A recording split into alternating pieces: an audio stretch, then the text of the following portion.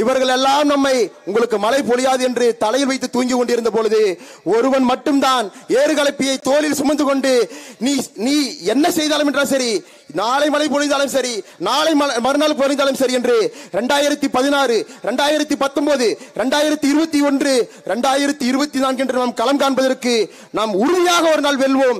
அந்த விவசாயி சொன்னது போல அவன் போடுவாங்க, போடல, அடுத்த பிரச்சனை. ஆனா அந்த விவசாயியுடைய வேலை என்ன? விதைத்துக் கொண்டே இருப்பது. அன்பு சொந்தங்களே, ஐயா நம்மாழ்வார் சொல்வது போல விதைத்துக் கொண்டே இரு, அது ஒரு நாள் மண்ணிற்கு உரம், இல்லையே அது மண்ணிற்கு வரம். அந்த வகையில் நாம் தமிழ் கட்சி பிள்ளைகள் உங்கள் நம்பிக்கைகளை இழந்து விடாதீர்கள், ஒருபோதும் நாம் சோர்ந்து விடக்கூடாது, உறுதியாக நில்லுங்கள், நாம் உறுதியாக வெல்வோம். நன்றி, வணக்கம். நாம் தமிழர்.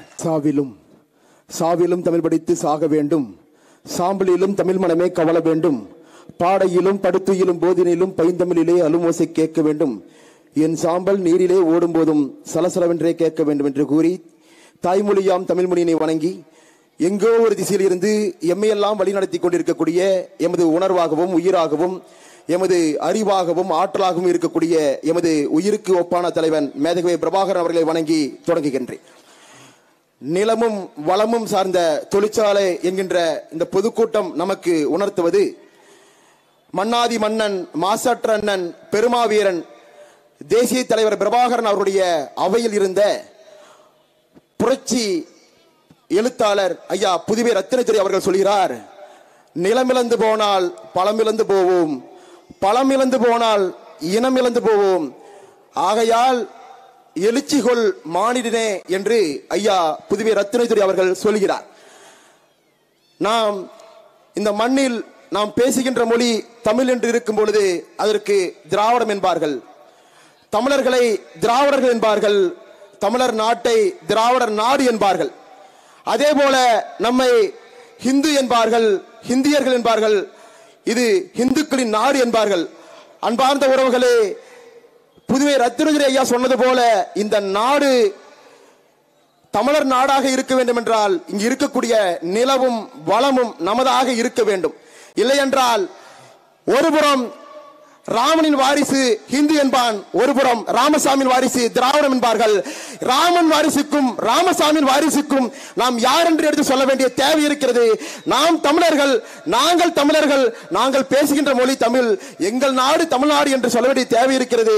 அந்த வகையில் நிலமும் வளமும் எந்த அளவுக்கு நீள்கிறதோ அந்த அளவுக்கு நம்முடைய வளர்ச்சி நீளும். அன்பு சொந்தங்களே, ஒன்றை மட்டும் சொல்லிக்கொள்ள விரும்புகிறேன்.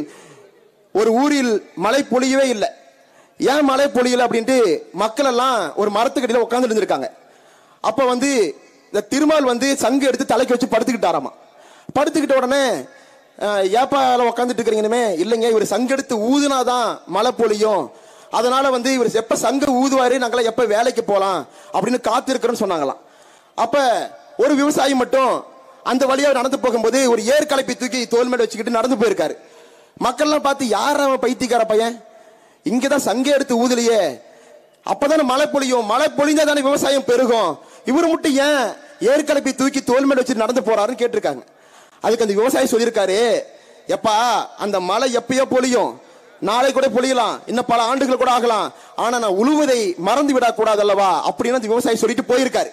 அந்த நேரம் பார்த்து அந்த தலைக்கு வச்சு சங்க வச்சு படுத்திருந்தாரு. அவருக்கு திட்டுக்கு, ஆடாடாடா நாம சங்கெடுத்து ஊதா மட்டுமே நாம மறந்து போயிருமே, சங்கெடுத்து ஊதுனாதான்டா நமக்கு இந்த மறந்து போகாதுன்னு அந்த சங்கெடுத்து திருமால் ஊதினாராமா, மழை பொழிந்துதான், விவசாயத்தை செய்தாராம். அன்பு சொந்தங்களே, அதே போலதான் இங்கு திராவிடம் என்பார்கள், ஆரியத்தின் பால் இருந்து இங்கு ஹிந்து என்பார்கள்.